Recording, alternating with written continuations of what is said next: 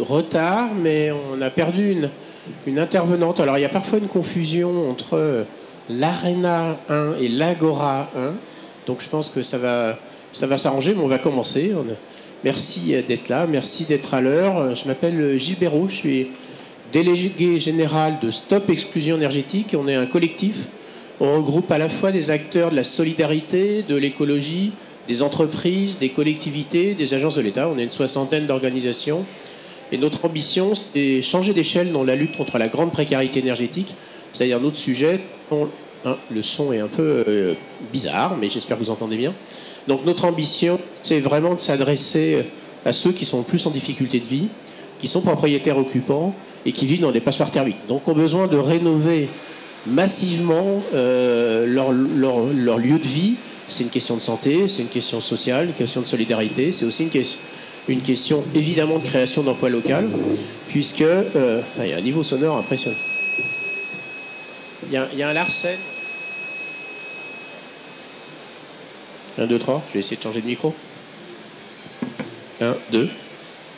Ou alors je vais être un peu plus loin, mais je sais pas ce que. Il y a une fréquence. Je sais pas où sont les haut-parleurs, mais même si je m'éloigne un peu. Bon, écoutez, je suis désolé, on va essayer de faire au mieux. Oui, pour vous dire que donc nous, ce qui nous intéresse, c'est faire qu'il y a des travaux en nombre. On a pas mal de priorités. Cet après-midi, on lancera dans ce lieu à 14h avec les présidents de la CAPEB, de Calibat, le directeur général adjoint de l'ANA et le président de notre collectif, un appel aux artisans parce qu'on a besoin d'eux et on a besoin de leur faire comprendre que sans eux, on fera rien et que accompagner en travaux ceux qui sont le plus en difficulté, c'est aussi une façon de concevoir sa vie, son métier. Ce matin, on va parler de la compétence. Donc on a 3 intervenants. Alors on a une intervenante de Dorémy qui doit être quelque part. Pourtant, je l'ai croisée ce matin. Donc on va retrouver Eliette, je pense qu'elle va nous rejoindre. Donc il y a aussi Nicolas Cordier. Nicolas Cordier travaille dans son quotidien chez Leroy Merlin. Il nous en dira quelques mots. Oui, il y a un peu la place, oui, on peut s'asseoir. Mais il est aussi très impliqué dans notre collectif, puisqu'il est membre du bureau. Et à ce titre, il va nous expliquer pourquoi cette question de l'accompagnement est important et pourquoi et surtout comment on peut former des gens massivement pour qu'ils puissent accompagner les familles. Pour vous donner juste un chiffre, 500 000 familles en France sont considérés comme très modestes au niveau par rapport aux critères de l'ANA, c'est-à-dire à peu près ils vivent avec 10 € par jour et par personne, sont propriétaires occupants et vivent dans des passoires thermiques. Donc c'est énorme et donc on a besoin d'accompagner ces familles. Et nous avons aussi Sonia qui est en formation, qui a déjà fait des formations et qui justement va pouvoir témoigner en tant qu'accompagnateur, futur accompagnateur, accompagnatrice de famille. Mais déjà on va commencer avec Nicolas. Eliette nous rejoint, pas de souci. Si tu veux t'installer, ce sera plus confortable. Non, viens t'installer là, tu auras plus de place.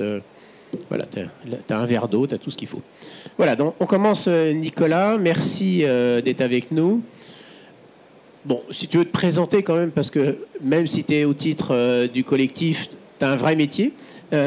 Donc une société qui s'appelle Leroy Merlin, que peut-être certains d'entre vous connaissent, qui a beaucoup d'actions sociales, qui a un soutien depuis le début de notre collectif de façon importante.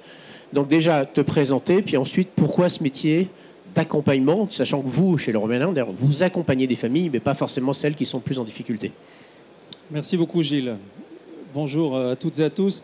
Oui, donc le métier de Leroy Merlin, vous le connaissez, c'est l'amélioration de l'habitat au sens large, avec 145 magasins un peu partout en France.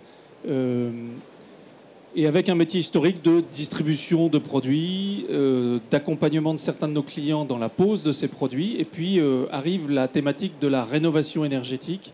Et là, on se rend compte qu'il nous faut monter en compétences parce que on est divisé en 13 rayons dans nos magasins. Une rénovation énergétique, c'est au moins 4 ou 5 rayons différents. Donc ça veut dire qu'il fallait commencer aussi à former des gens qui avaient des compétences transverses sur l'ensemble du métier de la rénovation énergétique. Et c'est donc pour ça qu'on a formé, avec la Solive, une centaine de responsables rénovation énergétique dans nos magasins. Et puis, accompagnant des projets comme ça, quand se présentaient à nous des familles très modestes, on voyait bien que tout seul, on n'y arrivait pas. C'est-à-dire qu'il y avait un besoin d'accompagnement renforcé bien plus large. Et donc c'est au sein du collectif Stop à l'exclusion énergétique qu'on travaille finalement sur ce métier qui doit rassembler des compétences à la fois techniques et à la fois sociales, humaines, d'ingénierie financière aussi pour monter les dossiers de financement. Et donc on établit ce travail avec des ensembliers solidaires sur les territoires où nous sommes. Et Sonia nous reparlera de ce que c'est que ce métier d'ensemblier solidaire pour cet accompagnement intégral.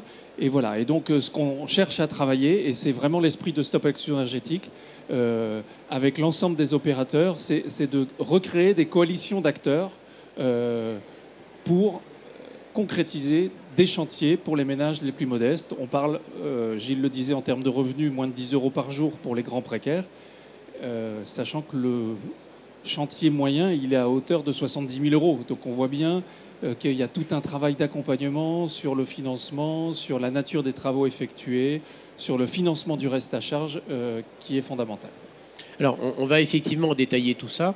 Mais peut-être, alors, Sonia, déjà, comment, pourquoi, j'en sais rien, on a envie de faire ce métier? Parce que métier d'accompagnement est quand même un métier particulier. C'est aller au plus près des familles, partir de rien pour aller jusqu'à une maison qui finalement ressemble à une autre, à celle des gens qui ne sont pas en difficulté.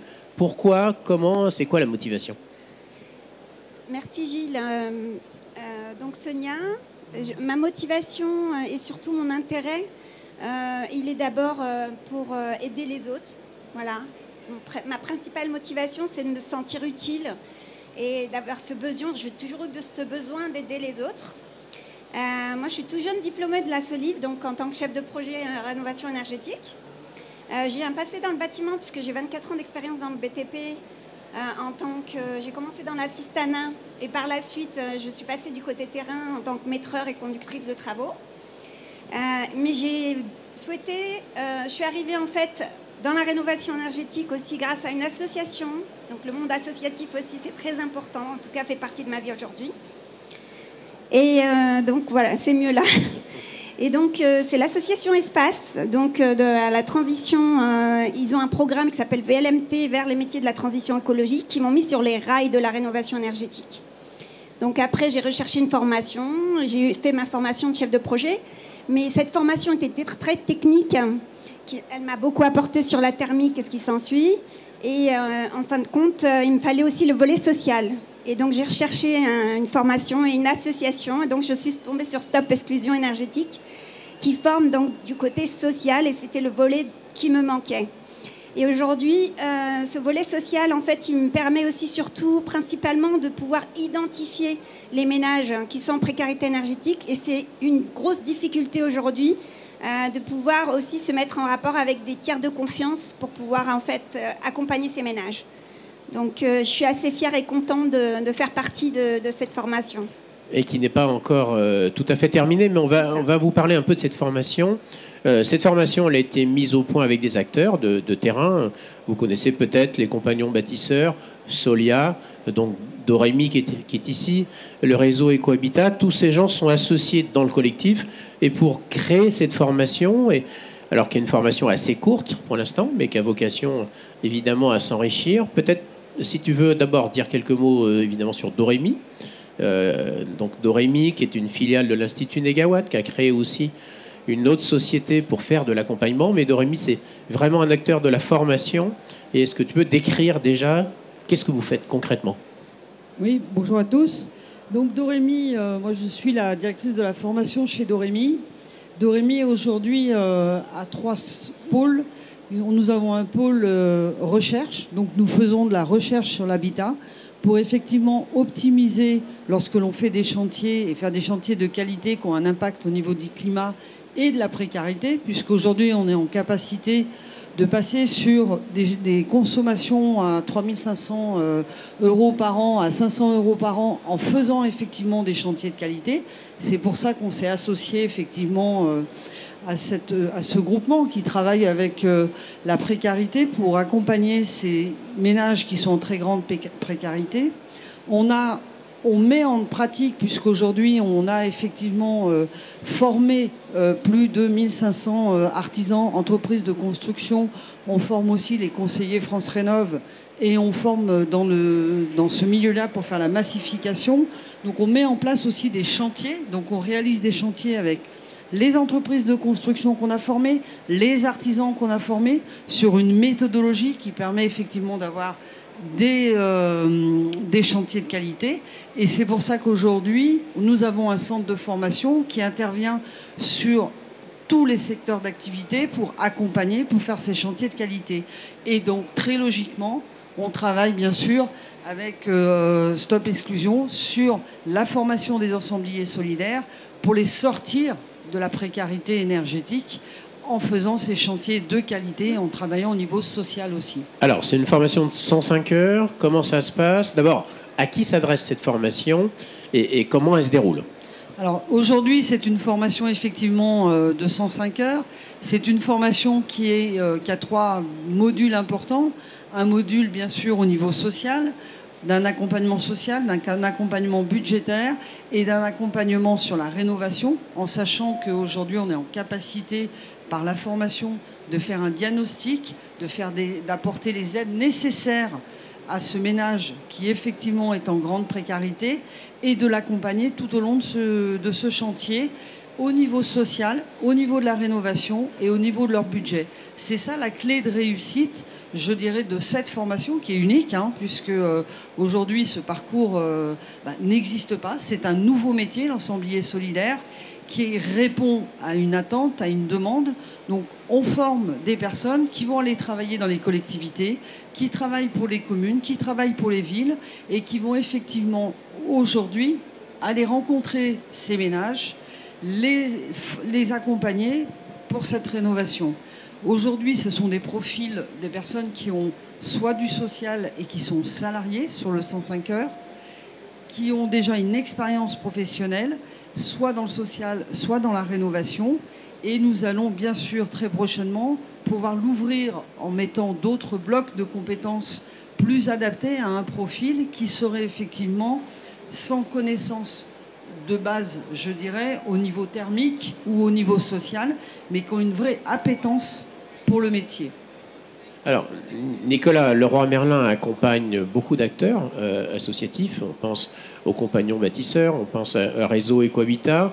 Comment tu as vu apparaître ce besoin de compétences et comment ça se passe à l'intérieur de ces associations qui sont par ailleurs membres du collectif, mais que tu connais particulièrement, je pense notamment au Réseau Ecohabitat? En fait, il faut aller sur le terrain pour se rendre compte de la complexité des dispositifs, des choix techniques à faire, du montage administratif des dossiers, et on est là face à des habitants qui sont complètement désemparés.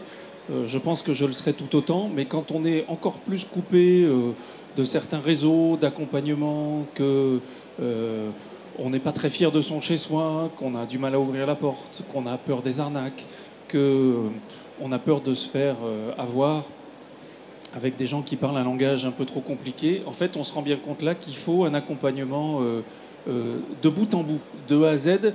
Et ça a été la grande limite, d'ailleurs, du peu de chantiers de rénovation d'ampleur pour les ménages les plus modestes. C'est le fait qu'il n'y avait pas cet accompagnement de bout en bout pour rassurer, pour conseiller, pour donner des gages que oui, c'est possible.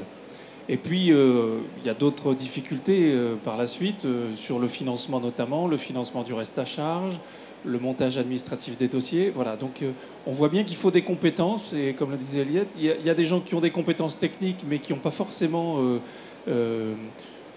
cette proximité humaine, sociale, d'ingénierie financière, et puis des gens qui ont plutôt une expérience dans le social et à qui il manque le bagage technique pour pouvoir accompagner ces ménages. Donc on voit bien que c'était un point crucial pour accompagner ces ménages. Et on voit bien aussi que ce n'est pas au sein de chacun de ces acteurs qu'on pouvait développer les compétences, qu'on pouvait et que c'est donc au sein d'un collectif plus large, comme Stop à l'exclusion énergétique, en rassemblant d'ailleurs la force et les compétences de tous les acteurs présents, en allant chercher certaines compétences à l'extérieur qu'on pouvait massifier, parce que je le rappelle, et tu le disais dans ton introduction, Gilles, il y a aussi un enjeu, au-delà d'avoir des gens compétents, c'est d'en avoir en nombre. Voilà. Voilà, alors j'espère qu'on vous donne envie d'exercer ce métier, c'est déjà... Et peut-être Sonia va pouvoir compléter. Bon, on a compris que c'est cette passion pour l'accompagnement, parce que effectivement, quand on voit 500 000 familles, bah, c'est aussi un marché, hein, c'est aussi des vrais besoins de rénovation pour toutes ces entreprises qui sont autour de nous, mais que rien n'est possible bah, si on n'est pas accompagné. Et je crois que moi déjà, à titre personnel, si j'avais à mettre en œuvre 75 000 ou 80, voire 100 000 euros de travaux chez moi, je pense que j'aimerais bien solliciter un peu de coup de main. Alors imaginez quand vous êtes en grande difficulté de vie, que vous n'avez pas forcément un ordinateur, et qu'effectivement il faut monter 8, 9, 10 dossiers de financement, ce qui permet d'arriver à presque 100% du financement. Et on a même créé un fonds pour financer le reste à charge, qui complète, qui facilite la vie des ensembliers solidaires, pour pouvoir justement être... Mais on a besoin de compétences. Donc, comment... alors, qu'est-ce que tu as appris déjà et qu'est-ce que... Voilà, qu'est-ce qui... Parce qu'on a compris que toi, ta démarche, ça a été une formation solide, technique, quoi. Oui. D'autant que tu viens du bâtiment. La Solive, je ne sais pas si vous connaissez, c'est un institut de formation qui sont peut-être probablement ici. C'est un institut de formation qui se développe très très vite sur l'aspect vraiment technique, hein, moins sur l'aspect social évidemment. Mais certaines personnes viennent du social, comme le disait Eliette tout à l'heure. Mais bon, toi, qu'est-ce que tu as appris là récemment ou tu es en train d'apprendre? Parce que tu es quoi? Tu es à la moitié de la formation à peu près? Oui, oui, c'est ça. Je suis à la moitié de la formation. Alors voilà, qu'est-ce que tu as apprécié? Qu'est-ce que tu as envie maintenant d'apprendre? Vers quoi tu as envie d'aller? Alors, ce que j'ai appris déjà, c'est le premier module, c'est le module social. Déjà, j'ai appris déjà un monde. J'ai rencontré des gens qui m'ont parlé de cette précarité énergétique qui m'était presque inconnue. Même si je savais je sais qu'il y a des gens qui souffrent dans des passoires énergétiques et qui sont en grande précarité énergétique. Mais en fait, aujourd'hui, le métier d'ensemblier solidaire, pour ma part, et je pense qu'il va être amené à développer de toute façon, parce qu'il a plusieurs impacts. Il a un impact environnemental et il a un impact humain. Et donc aujourd'hui, c'est un double impact pour moi. C'est vraiment, il y a de quoi faire. Donc il faut embaucher. Je pense que les entreprises aussi doivent former leur personnel. Ça, c'est hyper important en interne sur ce volet social, pour aussi qu'on puisse tous agir contre la précarité énergétique. Donc voilà, c'est... Merci. Eliette, bon, on a compris que Dorémy avait une grande expérience de la formation, notamment sur un sujet qu'on appelle la rénovation d'ampleur ou la rénovation globale, performante. Il y a beaucoup de qualificatifs, mais est-ce que c'est plus compliqué de former des gens à l'accompagnement social qu'à l'accompagnement technique, ou qu'au pilotage technique, presque, on pourrait dire? Alors, je dirais qu'aujourd'hui, on peut former aux deux. Par contre, en prérequis, je dirais, pour les ensembliers solidaires, il faut avoir une appétence à l'accompagnement. C'est indispensable parce qu'on rencontre des ménages qui sont en très très grande précarité. Donc, il y a cette appétence. Si on n'a pas cette appétence, à mon sens, c'est compliqué d'être ensemblier solidaire. Après, au niveau technique, nous, on forme des formateurs experts pour accompagner les artisans et les entreprises. Donc, on est en capacité aujourd'hui d'apporter la compétence technique à partir du niveau qu'ils ont, en continuant, en approfondissant certains modules. Et bien sûr, au niveau social et au niveau budgétaire, on a des experts qui accompagnent aussi sur ce domaine de compétences, qui fait qu'on arrive à monter en compétences et à rendre les personnes opérationnelles. Il faut savoir que c'est une formation qui est très opérationnelle sur des cas concrets. Donc, de ce fait, lorsqu'ils sortent de nos formations, en plus, on continue à vivre ensemble, puisqu'on a créé des forums où ils échangent, où ils se perfectionnent, où ils se répondent ensemble. Donc, on a créé une vraie massification petit à petit, on va dire, puisqu'elle n'est pas encore là. Mais en tout cas, il y a de nombreux ensembliers solidaires aujourd'hui qui sont sur les territoires et qui permettent de faire des chantiers de qualité et d'être accompagnés, parce que les deux vont ensemble. Parce que pour rentrer voir ces ménages, il faut avoir vraiment une fibre sociale et savoir s'approcher d'eux, être en capacité de les accompagner. Et donc c'est ça la réussite de cette formation sur ce double axe. Alors, est-ce que quelqu'un a une question, une remarque à ce stade? Vous entendez bien déjà maintenant, on n'a plus de problème de... Bon, super. Bon, non? Pas de questions? Pas de remarques? J'en profite peut-être, Gilles, pour faire Vas-y. une petite page de pub, mais il y a le stand de Stop Action Énergétique qui est au fond ici de la salle et qui propose l'animation de fresques de la précarité énergétique, un outil qui a été développé pour, un peu comme d'autres ateliers participatifs, pouvoir rentrer dans la compréhension de ce que c'est la précarité énergétique, la manière d'apporter des solutions et puis les conséquences positives. Voilà, je ne peux que vous encourager à aller faire cette fresque qui a lieu tous les jours. C'est en gros légèrement sur la droite et au fond, j'ai même pas le numéro de stand, mais c'est assez grand. Vous verrez, il y a un stand d'Orémi qu'on voit très loin et on est juste derrière. Voilà, n'hésitez pas. On a dit une bonne partie déjà. Bon, la question, effectivement, c'est qu'on a besoin d'être nombreux.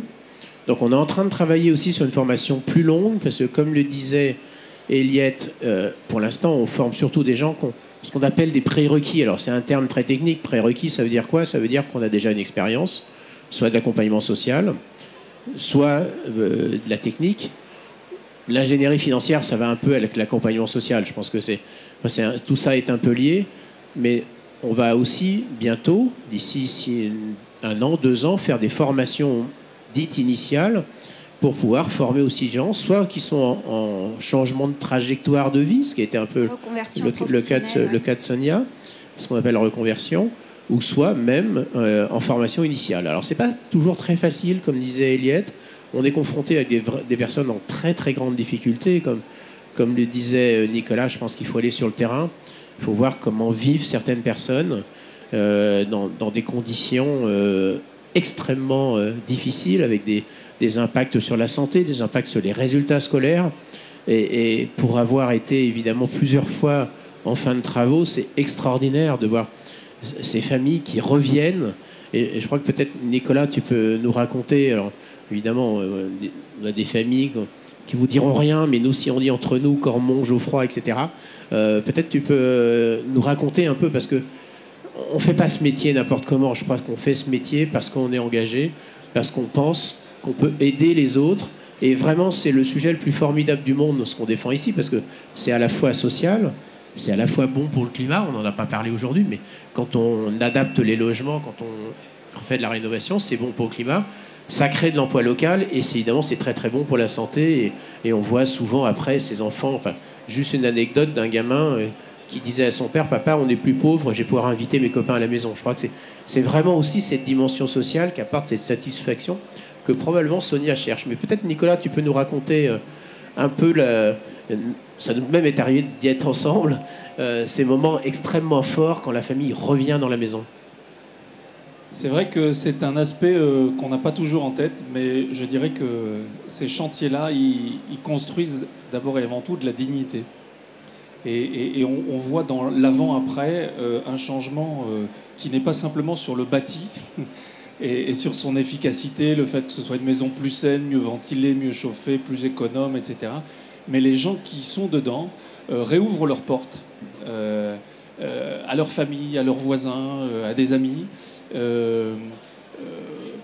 parlent avec un aplomb qu'elles n'avaient pas avant, parce que quand on se renferme chez soi, qu'on n'est pas fier de son chez-soi parce qu'il y fait humide, parce qu'il y a de la moisissure, parce que même les petits-enfants hésitent à venir de peur de tomber malade, on retrouve des gens qui sont dans une dynamique de vie qui se voit, qui s'entend, et qui se traduit parfois, alors soit par le fait de retrouver une activité professionnelle ou pour certains de reprendre une activité associative, de s'engager auprès d'autres. Et ça, c'est assez remarquable de voir les changements que ça peut provoquer chez les personnes. Et c'est vrai que cette rencontre sur le terrain de l'ensemble des acteurs, quand on entend ces témoignages-là, on se dit que voilà, il y a vraiment quelque chose d'intégral et qu'au-delà d'une maison saine, économe, bonne pour l'environnement, il y a aussi une vraie question de dignité. Alors, pour vous dire aussi que la formation en ce moment est gratuite. parce qu'on est à la fois actuellement en train de mettre en œuvre, dans le cadre d'un programme certificat d'économie d'énergie, C2E, 15 territoires zéro exclusion énergétique, donc qui sont pris en charge sur un financement public. Et dans cette démarche-là, on a la possibilité, on est en train de former plus de 350 accompagnateurs en sanglier solidaire, et que profitez-en, c'est le cas de Sonia. Tu vas finir quand ta formation? C'est quand les prochaines étapes et après? Alors, je la termine en décembre. Donc, il me reste 2 modules encore à faire. J'en ai une la semaine prochaine et une en novembre. Et je rejoins aussi Nicolas par rapport au fait qu'il y a certaines personnes qui ne savent même pas qu'ils sont en grande précarité énergétique. Ils sont tellement chez eux, ils ont honte, ils veulent pas, en fait, ils parlent pas, ils sont éloignés socialement. Et c'est là où aussi, ce qui est important, c'est d'être accompagné de tiers de confiance, que ce soit un voisin, une assistante sociale ou autre. Et c'est ce côté-là aussi qui est important aussi, je pense, dans le métier d'ensemblier solidaire. Et donc voilà, pour moi, il faut en profiter. Cette formation est gratuite. Chef d'entreprise, profitez-en, formez aussi vos salariés en tant qu'ensemblier solidaire, parce que le côté social est très important. Et en reconversion professionnelle, les jeunes aussi, venez vers nous, venez vous former. Et voilà, on a besoin de vous. Alors, Eliette, les prochaines formations. Donc, alors la formation, c'est réparti sur 4 semaines. À chaque fois, c'est à peu près 4 jours. Il y en a un peu partout en France. Il y en a une en cours à Valence. Il y en a une qui va démarrer, je crois, à Bordeaux. Est-ce que tu peux nous expliquer un peu le programme? Tu as un micro. Oui, donc on a différents lieux de formation aujourd'hui. On a une formation à Besançon, on a une formation bien sûr à Paris, on a vu une formation à Rennes, à Valence. Et l'année prochaine, nous allons bien sûr avoir à nouveau des formations sur Lyon, sur Marseille, sur Paris, bien sûr. Donc on a 8 formations programmées. Vous les trouvez sur le site bien sûr de Stop Exclusion. Vous les retrouverez sur leur site. Et vous les retrouvez aussi sur nos sites, le site de Dorémy, sur le site de la formation. Et effectivement, c'est une formation qui est subventionnée et qui va nous permettre aujourd'hui, je dirais, de mettre à l'étrier un certain nombre d'ensembliers solidaires, qui est un métier où on a une prospective quand même de plus de 10 000 emplois et qui correspond à une attente, puisqu'il y a quand même 7,5 millions de passoires thermiques en France, il faut quand même le savoir, et que sur ces passoires thermiques, il y a 20% de passoires thermiques qui sont au sein de ménages en très grande précarité. Donc il y a un énorme effort à faire tous ensemble, je dirais, en se formant et en les accompagnant pour qu'ils sortent de cette précarité, pour éviter la maladie, pour éviter effectivement qu'ils sortent complètement de la vie sociale. Et donc l'objectif, il n'est pas que de rénover et de permettre d'abaisser, comme je le disais tout à l'heure, une note de 3 500 € de chauffage pour 100 mètres carrés à 500 € par an, mais c'est aussi leur permettre de vivre décemment. Et ça, c'est un véritable espoir, et c'est ce que fait aujourd'hui les ensembliers solidaires. C'est pour ça qu'en tout cas, on vous invite à l'échanger et puis à venir nous rejoindre si le métier, en tout cas, vous parle.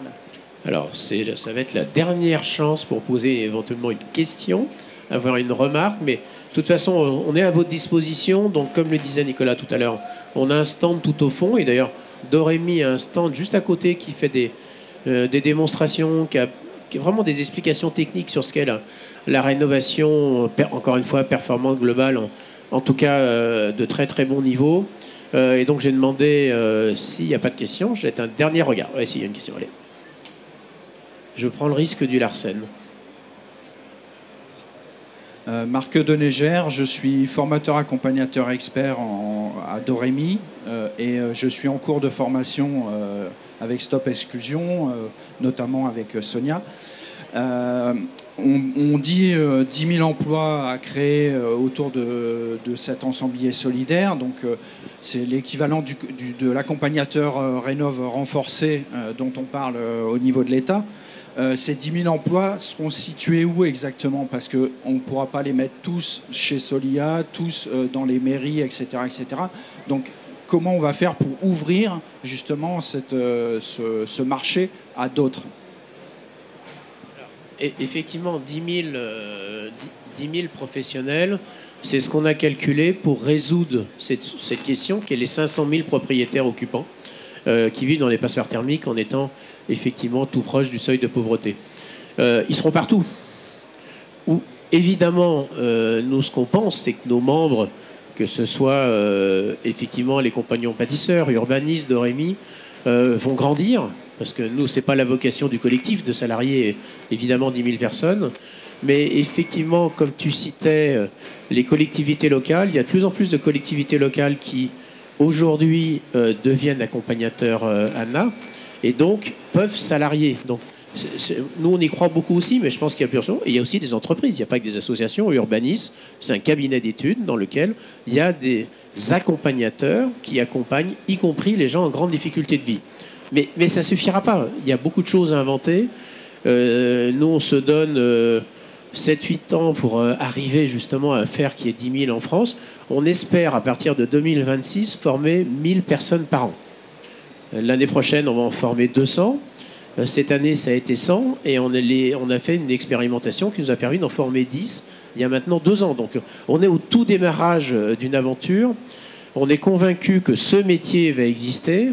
La création du MAR et du MAR renforcé, alors là, ça devient un peu technique, mais on n'aura pas le temps de voir tous les détails, mais il y a un espace, je crois, qui est un peu par là-bas, là, qui est pas mal d'explications. Mais venez nous voir aussi sur le stand. Le MAR, qui est un financement de l'accompagnement, pas spécialement pour les gens en grande précarité de vie, c'est un début. Le MAR, c'est jusqu'à 1 200 € hors taxe. Le MAR renforcé, c'est jusqu'à 3 300 et quelques euros, enfin 4 000 € TTC, quoi. Hors taxe, ça fait 3 000. C'est un début. Aujourd'hui, une mission d'accompagnement d'une famille en grande précarité de vie, les familles dont on parlait tout à l'heure avec Nicolas, ça coûte entre 6 500 et 7 000 €. Il faut 2 ans, 2 ans et demi des fois pour accompagner la famille avant de commencer les travaux, quoi. Donc ça se met en place, c'est nouveau, nous on est convaincus qu'on va y arriver, on se bagarre jour et nuit sur le sujet. La petite équipe, hein, nous on est aujourd'hui 33 dans l'équipe, plus des gens mécénat de compétences, enfin on est presque 40 bientôt, mais tous on se bagarre pour ça, quoi. Mais on va y arriver. Maintenant, où dans les détails, je ne sais pas encore. Ce que je sais qu'on va y arriver, c'est on n'a pas le choix. On ne peut pas laisser tous ces gens qui sont à la fois dans des grandes difficultés de vie, avec des impacts de santé, de résultats scolaires, etc., et en plus qui sont souvent des logements qui polluent, parce que c'est des petits poêles à pétrole, des vieilles chaudières, etc.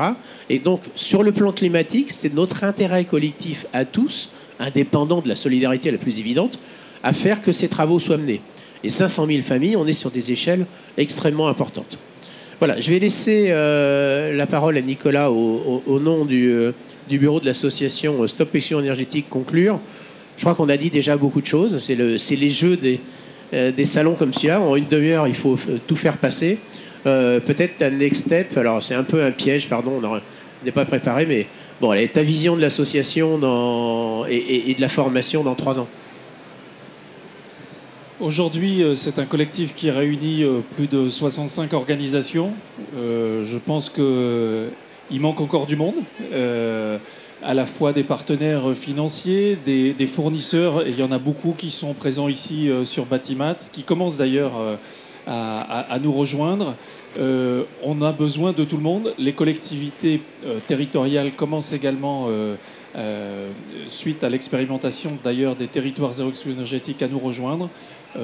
Des acteurs associatifs, et je pense qu'il y a des opérateurs historiques de la rénovation énergétique qui n'allaient pas forcément vers les ménages les plus modestes parce que se sentant elles-mêmes désemparées pour trouver des réponses, je pense vont pouvoir également nous rejoindre. Donc il y a d'abord une vision de continuer à élargir cette communauté d'acteurs. Et puis, il y a le territoire. Je pense que les choses se jouent aussi au niveau de territoire, et on le voit avec les premiers territoires zéro exclusion énergétique, que ces mêmes coalitions d'acteurs entre entreprises privées, artisans, collectivités territoriales et associations sont une grande partie de la solution pour cet accompagnement. Et donc, on en a 15 en expérimentation aujourd'hui. il va falloir passer à 30 à la prochaine étape, et puis 100 et jusqu'à 500 territoires. Voilà, pour venir concentrer les moyens. Et je pense que c'est aussi ce qui permet de... Parce que malgré tout, on peut tous avoir envie de rénover énergétiquement les logements des ménages les plus modestes. Il y a quand même toujours un peu d'incrédulité derrière. Donc je pense que ce qui est devant nous là, c'est de démontrer que c'est possible, et du coup d'embarquer beaucoup plus largement pour dire on y va vraiment. Merci. Et d'ailleurs, ici, au même endroit, à 14 h tout à l'heure, je vous invite à nous rejoindre. On sera avec Jean-Christophe Repon, le président de la CAPEB, Grégoire Frère-Jacques, le directeur général adjoint de l'ANA, Bernard Saint-Cy, le président de l'association, et un représentant de Calibat, je pense que c'est Gérard Senior, mais je ne suis pas sûr. Mais en tout cas, on sera là pour expliquer qu'on a besoin des artisans et qu'on lancera même, on signera un appel un partenariat avec la CAPEB et toutes ces organisations pour qu'on aille chercher ensemble les artisans, parce que on a besoin d'eux, tout simplement. Merci beaucoup de votre attention. Bon salon, encore. Il y en a encore pour 2 jours. Hein. C'est pas fini. Et merci à Batimat. Merci.